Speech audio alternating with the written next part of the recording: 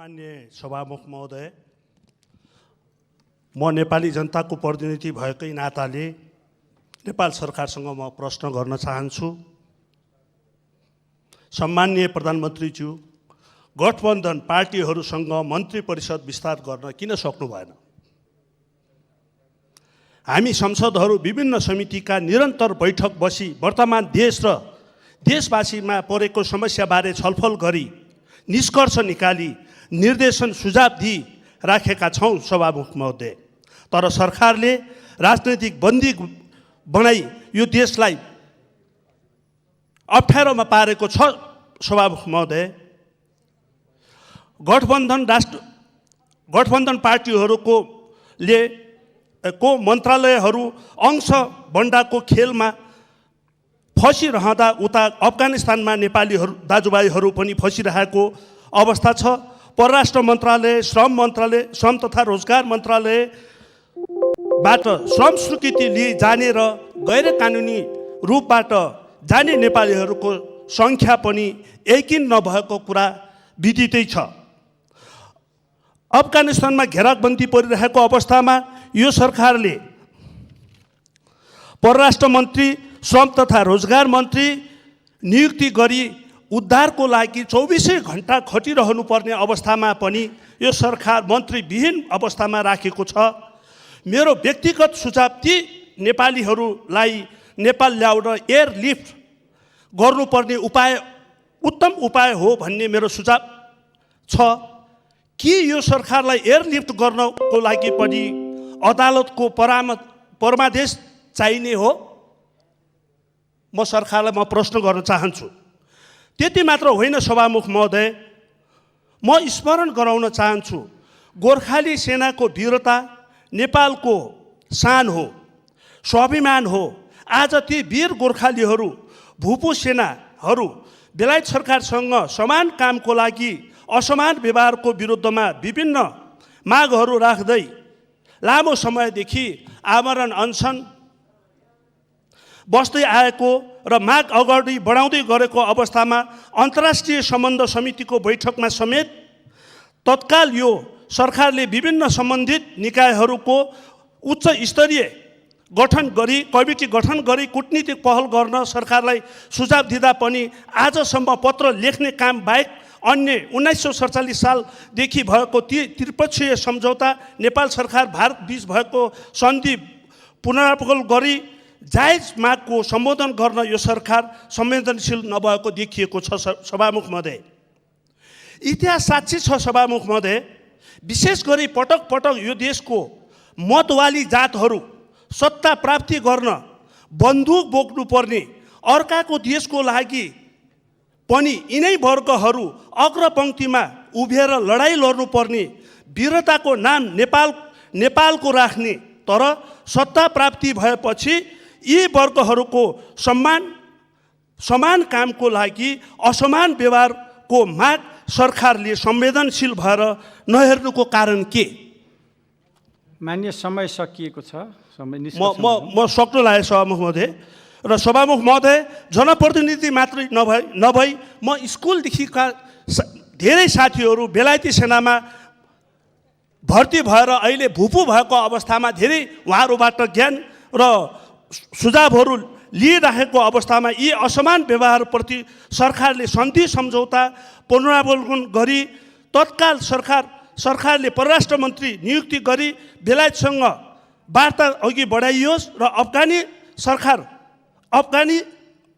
अफगानिस्तानमा रहेका नेपालीहरूको उद्धार गरियोस्, अथवा अन्यथा एक नेपालीको मृत्यु भए तापनि यो सरकार जवाबदेही हुनुपर्छ भन्ने कुरा माग राख्दै मेरो कुरा यही अन्त गर्छु। धन्यवाद।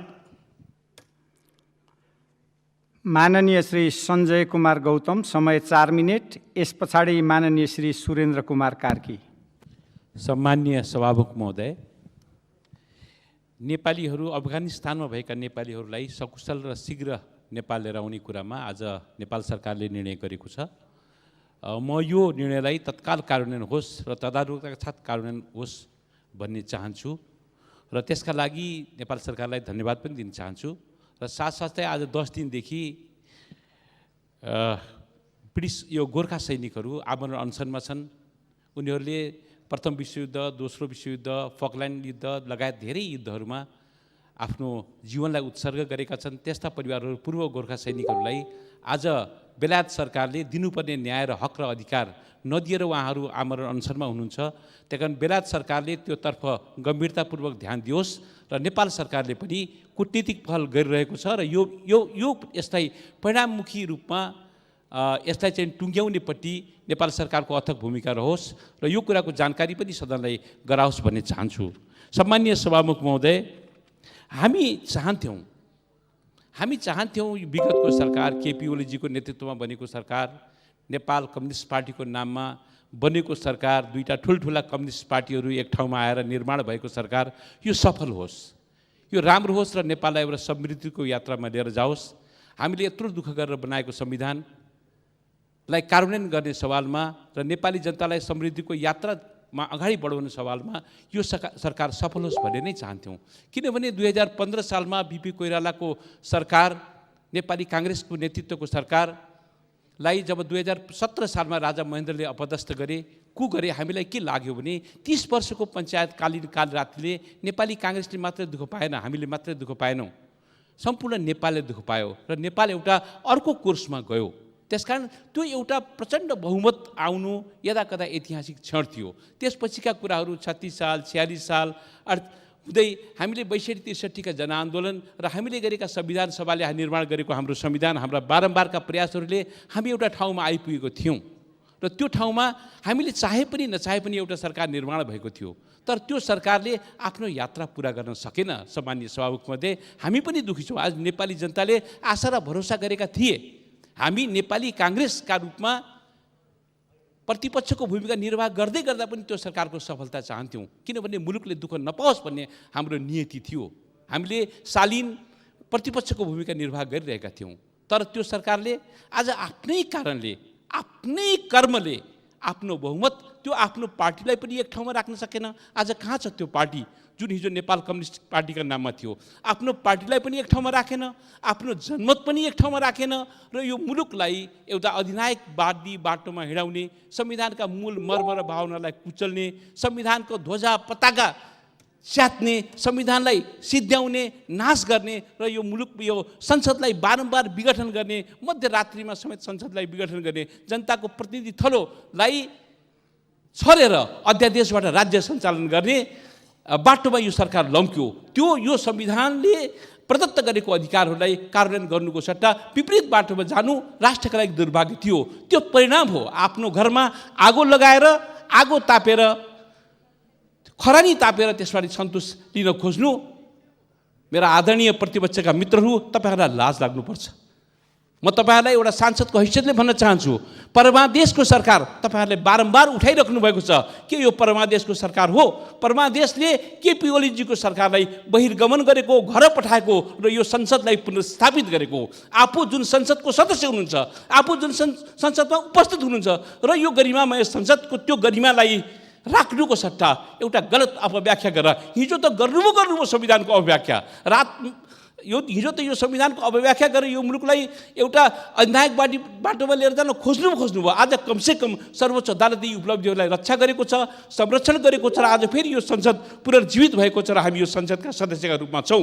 यो संसदमा नेपाली काङ्ग्रेसको नेतृत्वमा भएको यो गठबन्धन सरकार बहुमत प्राप्त संसदले निर्माण गरेको सरकार हो, सरकारले बनाएको सरकार हो। त्यही कारण म आदरणीय साथीहरूलाई आफ्नो आकाशमा थुक्यो भने, सभामुख महोदय म सिद्ध्याउँछु, आकाशमा थुक्यो भने आफ्नै मुखमा खस्छ।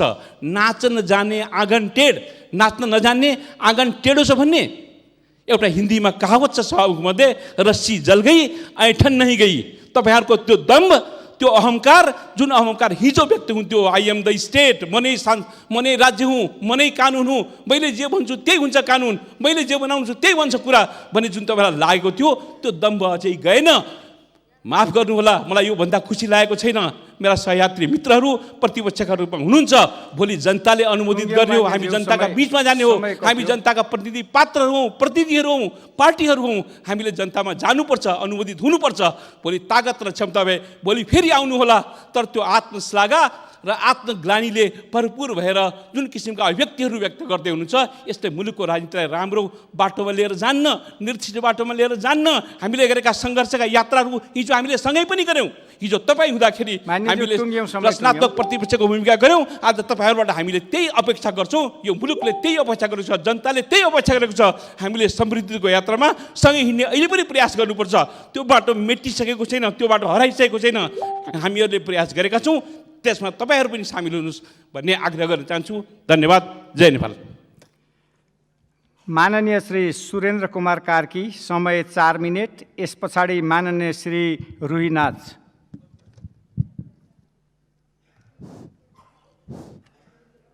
सभामुख महोदय, माइक आएको छ? सभामुख महोदय, अब भात दाल तरकारीमा अलिकति अचार हाल्दा त एकदम मिठो हुन्छ, चखिलो हुन्छ। तर अचारै अचारको भाग लाएर बिहान पनि अचार खाने, दिउँसो पनि अचार खाने, बेलुका पनि अचार खाँदाखेरि चाहिँ राम्रो हुँदैन। अब हाम्रो संसदमा पनि खैले घोचपेच, चुटकिला, उखान टुक्का यो कहिलेकाहीँ अचारको रूपमा आउँदा त ठिकै हो, तर यो त पुरै संसद नै त्यसरी चलिराख्नु चाहिँ दुःखलाग्दो कुरा हो। र अहिले दुईटा असाध्यै तेजाबी समाचारले नेपाली समाज चिन्तित छ। त एउटा बेलायतबाट आएको छ र अर्को चाहिँ काबुलबाट आएको छ। तर यो दुईटैको पछाडि एउटै कारण छ। खास गरेर हिजो सभ्यताको मूलबाटो भनिने र पछि व्यापारको मूलबाटो भनिने अफगानिस्तान चाहिँ आज हिंसाको मूलबाटो बन्न पुगेको छ। र यसलाई बनाउने हिंसाको मूलबाटो कसले बनायो भन्ने कुरा चाहिँ हामी सबैले थाहा पाउनुपर्छ कि यो त्यही साम्राज्यवादीहरूले बनाए, जुन साम्राज्यवादीहरूको अगाडि चाहिँ आज हाम्रा गोर्खा सैनिकको नाममा केही नेपालीहरू अहिले अनसनमा बसेका छन्। त आज पनि बेलायत अमेरिकाको चरित्रमा कुनै परिवर्तन आएको छैन। अब हामी कहाँ पनि खासै परिवर्तन आएको छैन। हामीले हाम्रो नागरिकलाई नेपालमा नै काम दिने, नेपालमा नै उनीहरूको पौरखको उपयोग गर्ने खालको वातावरण र स्पेस अहिलेसम्म तयार गर्न सकेका छैनौँ। प्रत्येक अब एउटा सरकार नयाँ आइसकेपछि पुरानो सरकारमा हुनेहरूले त्यसलाई खिल्ली उडाउने, त्यसले उ गर्ने अथवा आत्मगौरव, आत्मश्लाघा यो सब त देखिन्छ। तर हामीले वास्तवमा चाहिँ कुनै त्यस्तो सस्टेनेबल डेभलपमेन्टको बाटोतिर हामी हिँड्न सकेका छैनौँ, जसले गर्दा नेपालीहरूले सगौरव आफ्नै देशमा आफ्नो पौरख चाहिँ खन्याउन पाउन्। र आज त्यसैले सरकारसँग हामी हार्दिक अनुरोध गर्दछौँ कि तुरुन्तै अफगानिस्तानबाट हाम्रा नागरिकहरूलाई रेस्क्यु गरियोस्, त्यहाँबाट ल्याइयोस् यतातिर र उनीहरूको स्थिति पहिला पत्ता लागोस् कि उनीहरू कहाँ छन्, अहिले कस्तो स्थितिमा छन्, त्यो तुरुन्तै पत्ता लगाएर उनीहरूलाई रेस्क्यु गर्नु पर्यो। दोस्रो कुरो, बेलायत सरकारसँग चाहिँ हामीले अहिले स्ट्रङली आफ्ना कुराहरू राख्नु पर्यो कि हाम्रो नागरिकहरूलाई एक त उनीहरूले मिसयुज गरिरहेका छन्। अब भाडा त भाडा फेरि सबलेट पनि गरिरहेका छन्। हाम्रो मान्छे बेलायत जान्छ, त्यो बेलायतको मान्छेलाई चाहिँ फेरि अरबका राजाहरूको बडीगार्डको रूपमा चाहिँ बेचेर बेलायतले चाहिँ त्यसको रोयल्टी खान्छ। त यसरी चाहिँ नेपालीहरूको जुन दुरुपयोग भइरहेको स्थिति छ, यो असाध्यै दुःखद स्थिति हो। त त्यसो हुनाले हामी सरकारसँग अनुरोध गर्दछौँ कि यी कामहरू चाहिँ तत्परताको साथ गरिउन्। र हामीले के बुझ्नु पर्यो त भन्दाखेरि जबसम्म पुँजीवाद रहिरहन्छ, जबसम्म साम्राज्यवाद भइरहन्छ, त तबसम्म चाहिँ यस्तै गरिन्छ। जस्तो अफगानिस्तान 60 र 70 को दशकमा लेफ्ट डेमोक्रेटिक र लेफ्टिस्टहरूको एउटा केन्द्रको रूपमा विकास गर्दै थियो। त्यहाँ थुप्रै लिबरल पार्टीहरू थिए, कम्युनिस्ट पार्टी पनि थियो, पछि कम्युनिस्ट पार्टीले सरकार पनि गठन गर्यो एकचोटि सोभियत सङ्घको समर्थनमा। त त्यति बेला बाबरा करमालको चाहिँ पार्टीको सदस्यको सङ्ख्या 4000 छ भनिन्थ्यो। त उनीसँग 4000 सदस्य थिए, तर त्यहाँको रेडिकल लेफ्टहरूसँग चाहिँ 20,000 पार्टी सदस्यता थियो। त त्यो 20,000 पार्टी सदस्य भएको पार्टीहरूलाई दबाउने र 4000 पार्टी सदस्य भएकोलाई चाहिँ सरकारमा ल्याउने काम गरेर त्यहाँ गिजोल्ने काम मात्रै भयो। र अहिले खास गरेर अमेरिका र उसका पिट्ठुहरूले जन्माएका मुजाहिदिनहरूको कारणले गर्दाखेरि अब घरै पछि बन्दुक छ, घरै पछि चाहिँ टनेल छ, घरै पछि लडाइँ छ र त्यहाँ लिबरल डेमोक्रेटिक, कम्युनिस्ट, प्रोग्रेसिभ मस्तिष्कहरूलाई चाहिँ सखाप पारिएको छ, दबाइएको छ।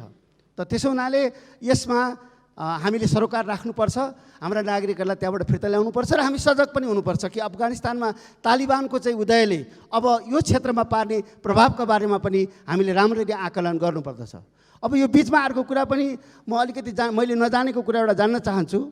यो भारतमा एउटा मिडिया हिस्टेरिया सुरु भएको थियो र त्यसको एकजना चाहिँ एकदम अगाडि बढेको पत्रकारले nation wants to know as if कि उसले नै सारा नेसनलाई चाहिँ रिप्रेजेन्ट गरे जस्तो, डेलिगेट गरे जस्तो, राष्ट्र जान्न चाहन्छ, जनता जान्न चाहन्छ भन्ने खालको गर्थ्यो। त्यो कुराको नक्कल यहाँ नेपालमा नि हुन थालेको थियो।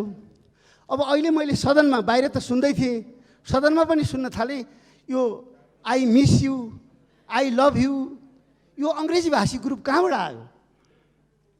नेपालमा को चाहिँ यस्तो सम्भ्रान्त जो चाहिँ अङ्ग्रेजीमा सदस्य समयलाई अलिकति ध्यान दिउँ। त्यसो होइन, नेपाली जनताको कुन भाग हो, म सक्दैछु सभामुखज्यू, नेपाली जनताको कुन हिस्सा हो जो यो अङ्ग्रेजीमा यस्तो कुरा गर्छ? कहाँबाट आयो यस्तो जमात? नेपालमा त हामीले सुनेका थियौँ, तराईतिर थारू, मैथिली, मागी, तामाङ, नेवार, गुरुङ त बोलेको सुनेका थियौँ। यो एउटा अङ्ग्रेजी बोल्ने नयाँ जमात आएछ।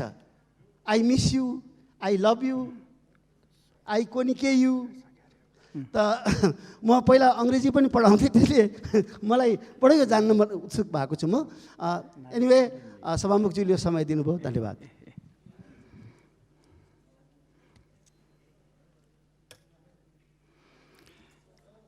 माननीय श्री रुही नाच, समय 4 मिनेट। यस पछाडि माननीय महेश बस्नेत।